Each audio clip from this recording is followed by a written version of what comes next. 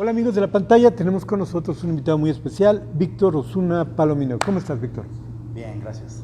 Uno de los expertos del horror de aquí, de Guadalajara, un género muy maltratado, un género que no se considera mucho en nuestro país de alguna manera. Sí, considero un poquito injusto porque tenemos grandes exponentes del género. El más reconocido yo creo que es Carlos Enrique Taboada. Un genio. Que a nivel mundial pues hay muchos directores internacionales que conocen su filmografía, ¿no?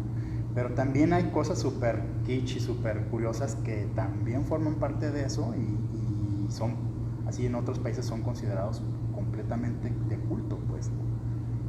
Ahora, ¿cómo llegaste tú al horror? ¿Cuándo decidiste? Hay gente que dice se le apareció un ángel, le dijo tienes que ir por ese camino. ¿Qué demonios se te apareció? ¿Cuándo se te apareció y dijo tienes que hacer horror? Desde chiquito yo traigo como esa onda porque pues a mí de las películas así las que más me gustaban de chiquito era Laberinto, La historia sin fin, El cristal encantado, que son películas pues super creepy, ¿no? No son así la típica del monito rosa o de Disney, ¿no? Algunas son quizá medios más infantiles, pero tienen un tono más oscuro. Por ahí mi mamá es súper fan del horror y por ahí era como a escondidas. Ella rentaba en Videocentro, rentaba los VHS de Dario Argento, de Wes Craven, de John Carpenter, y yo los veía a escondidas cuando ellos iban a una junta del colegio o una cena familiar, algo así de negocios, lo que sea. Yo decía, tengo 3 horas para ver, y entonces veía así, ¿no? Pues no sé, Chucky, Freddy, El pájaro de las plumas de cristal, El rojo profundo, o sea, película La Cosa, que me marcaron por completo. Pues lo más curioso de todo es que a mí no me daban miedo. Me fascinaba ver cómo se hacía ese mundo, pues, ¿no? Y de hecho también lo que tenía mi mamá, las tenía escondidas en el sótano, eran varias novelas de Lovecraft, de Edgar Allan Poe, de Stephen King. Me acuerdo casi mi primer libro así de que me fleté completito fue el de It, que es como así, de sí, eso. sí. Y como 2 años después salió la película y bueno, la web serie. La serie que... Sí, la serie de televisión que era como de 2 capítulos, ¿no? Y yo me acuerdo que todos mis amigos decían, es que me da mucho miedo y es que el payaso. Y yo cuando vi la película dije, qué cosa tan chafa. A mí la novela sí me dio miedo, pero la serie se me hizo pues que no le llegaba, ¿no? Y es también cuando dices, es que de repente el horror juega mucho acá, ¿no? Ahora, acaban de sacar It hace poco y van a sacar la segunda parte y ahora con mucha más producción. Ya viste evidentemente It, ¿qué te pareció?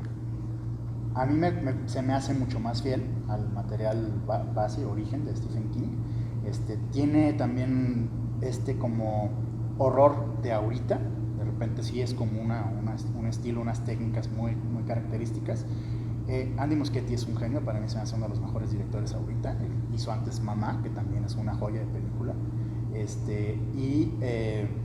Pues lo que me encantó es que se metió de lleno en la parte de los niños, que creo que era bien importante primero sembrarte ese miedo infantil para ahora esta segunda parte transformarlo al miedo o sea, porque es muy curioso, lo que te da miedo de niño a veces no te da miedo de grande, ¿no? Y el miedo que van a afrontar ahora ellos es no solo lo que les causó él cuando fue hace 26 años, sino lo que viene ahora, cómo va a lograr eso superar el miedo que tienen ya adultos, ya maduros, ya golpeados por la vida, ¿no? Además tiene un elenco impresionante. La segunda parte se ve que va a llamar muchísimo la atención. Simplemente lo encabeza McAvoy, que es uno de los mejores actores que hay actualmente. Volviendo contigo, y ¿cómo es ser un director de horror en Guadalajara? Pues yo creo que es más difícil que ser un director en general. Yo no me clavo, o sea, sí me encanta el horror y eso, pero yo estoy abierto a hacer de otros géneros, por supuesto. Como te comentaba hace rato, ya hice animación, he hecho algo así como medio más parecido a experimental, a medio docuficción. Eso también lo he trabajado y me encanta, ¿no? O sea, un director creo que tiene que jugar con todos los géneros. Pero particularmente el horror, pues como dices, no nomás en Guadalajara, en México en general, ahorita está abriéndose más, porque tanto el cine de superhéroes como el cine de horror es como lo que más acapara la taquilla mundial. Y tienen un porqué, ¿no? Pero el horror, como que apenas ahorita a los mexicanos se les ocurrió decir, es que el horror es barato y recauda mucho. Entonces es una manera inteligente, mucho mejor o más propositiva que una comedia romántica.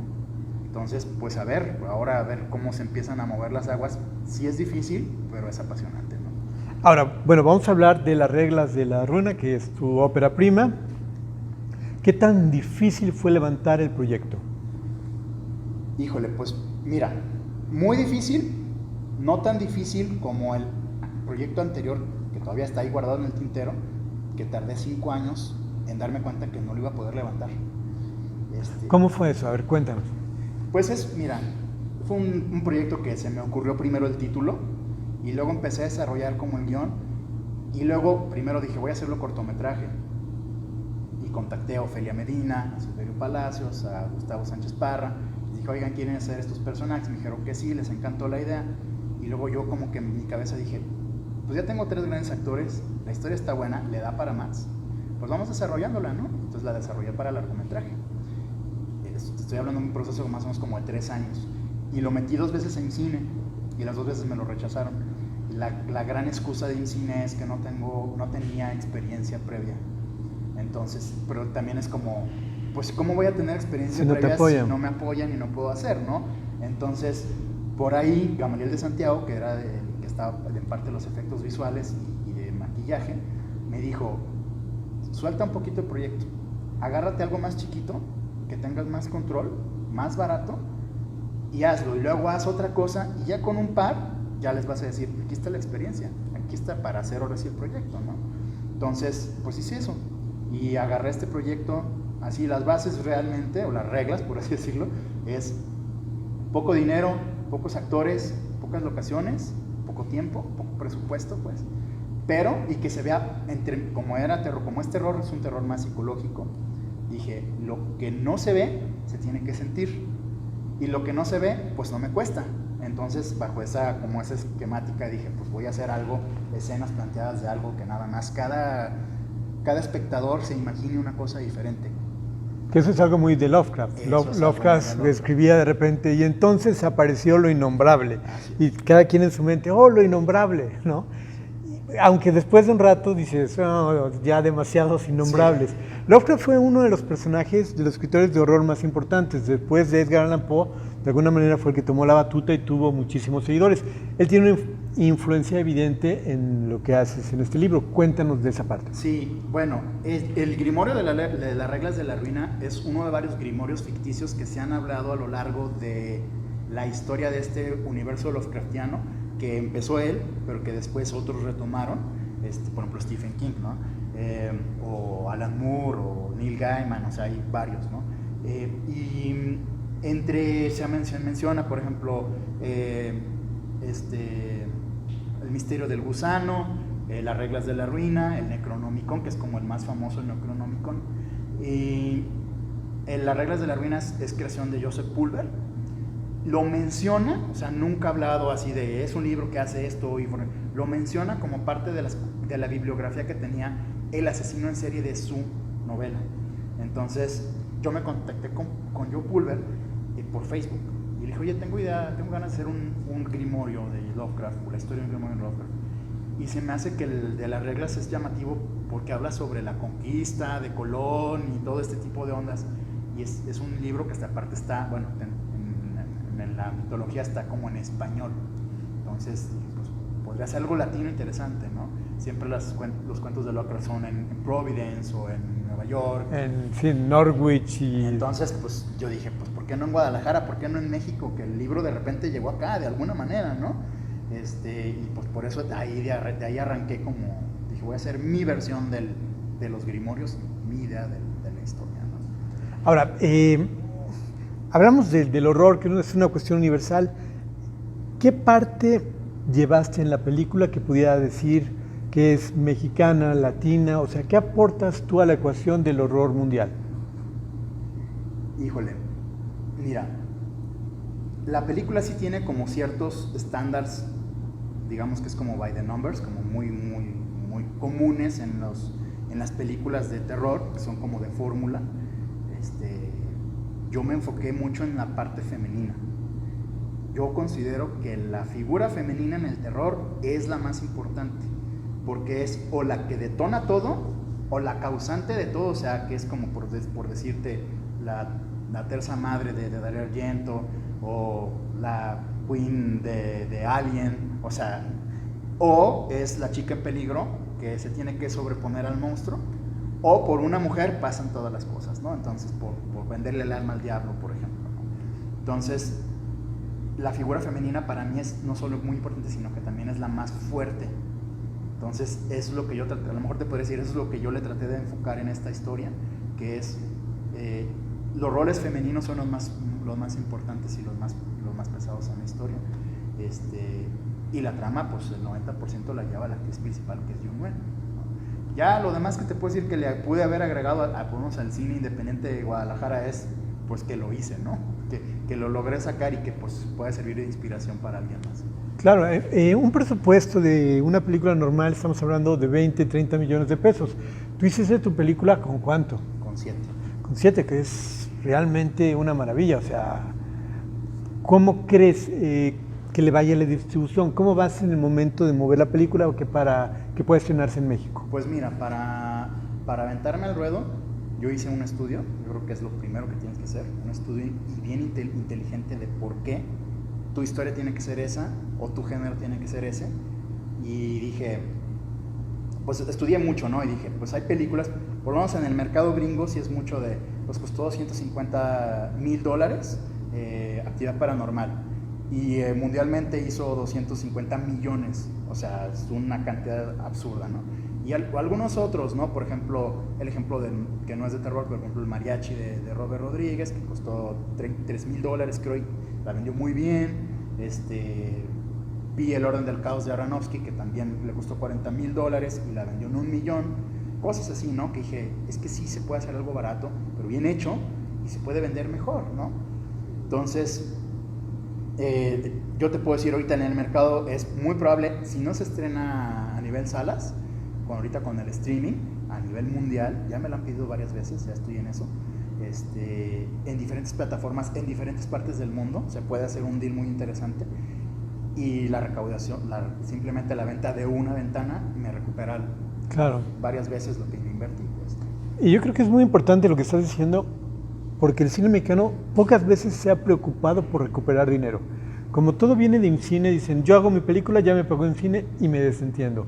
Los que han visto un poco más allá, los que lo ven como un negocio, son los que realmente van a generar que exista una industria fuerte en el cine mexicano, no una industria de gobierno, dame, que es lo que se está acabando precisamente ahorita con los recortes y todo. Entonces el cine tiene que volverse más inteligente, tiene que conseguir recursos y tiene que preocuparse por alguien que normalmente no sabría preocupar el cine mexicano, que es el público. En ese sentido, ¿cuál es tu relación con el público? ¿Qué tanto piensas en él o dentro de ese estudio? ¿Cómo desarrollaste esa ecuación?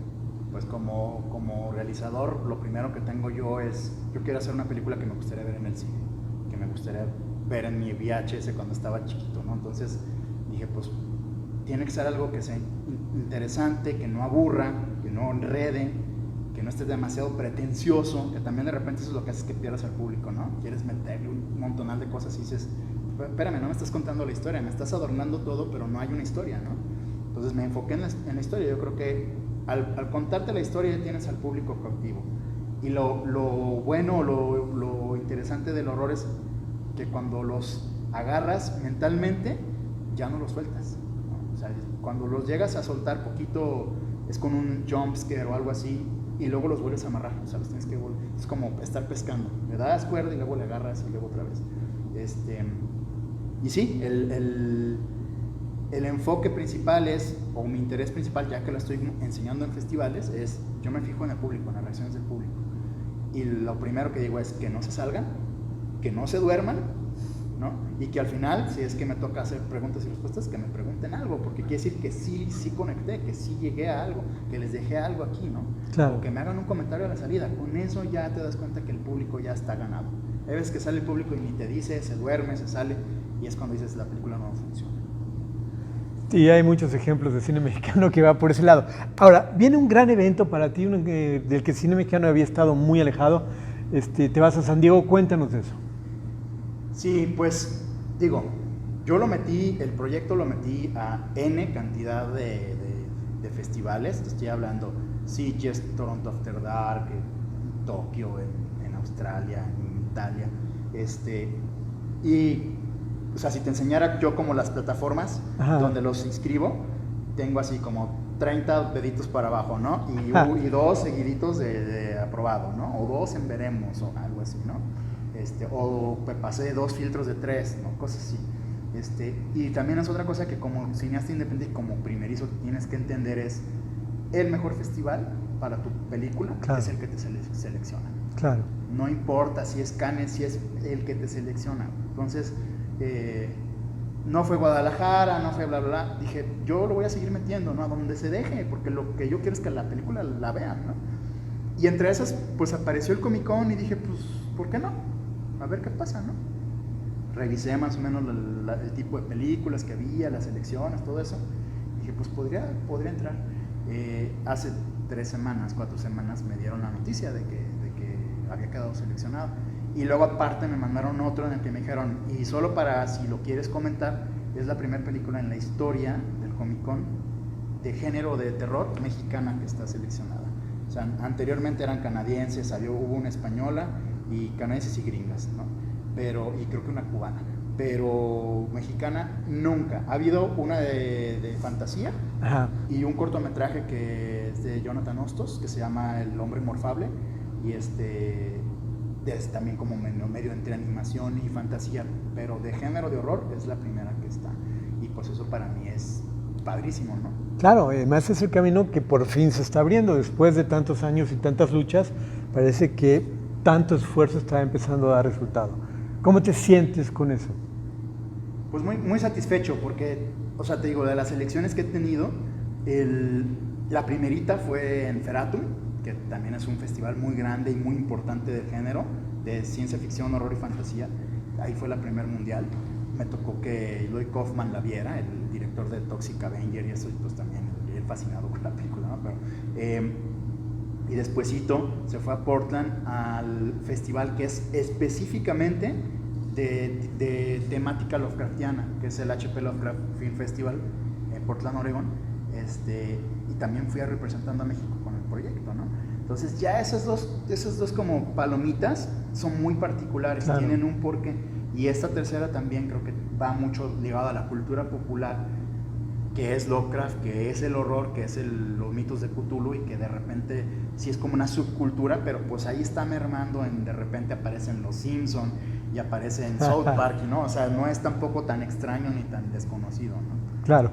Pues mira, Víctor, yo te quiero comprometer cuando regreses allá del festival, que volvamos a reunirnos y sigamos platicando del horror, porque creo que es un género que es muy importante, que tiene muchos seguidores, y que tengamos una versión mexicana que pueda explorar las cosas, suena como muy interesante. Ok, hecho. Muchísimas gracias por estar con nosotros.